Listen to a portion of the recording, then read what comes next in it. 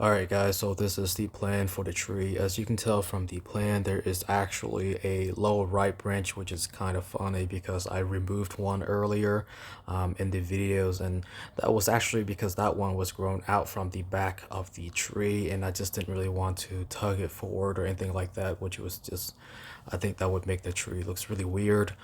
So what I'm gonna do is I'll just take a cutting from the tree and just graft it back onto the tree itself where I want it, and grow some roots out there to allow uh, the graft to thicken up a little faster. Either that or just fuse on a rooted cuttings or something. So there are different ways of doing it. But anyways, I think this is just going to be a much better looking tree, just more stout, more powerful, more compact, and in banyan style, which is my favorite. And really quick, I just want to show you guys what the tree looks like when I first got it.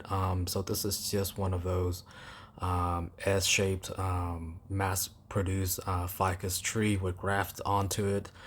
So when I first got it, I removed all of the graft, and the tree itself is pretty ugly, but they make great materials.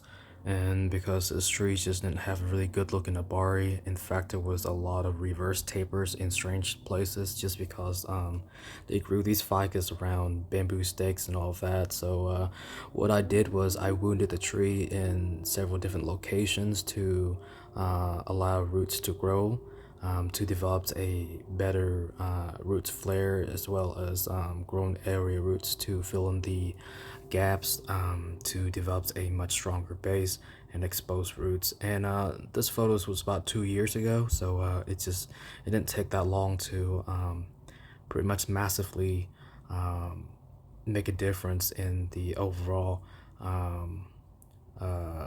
developments of the base here. Alright guys, so if you want to see updates and progress on this tree, make sure to like and subscribe my channel. Let me know in the comment sections what you think of my plan for the tree. But other than that, thank you very much for watching. Take care, and until next time.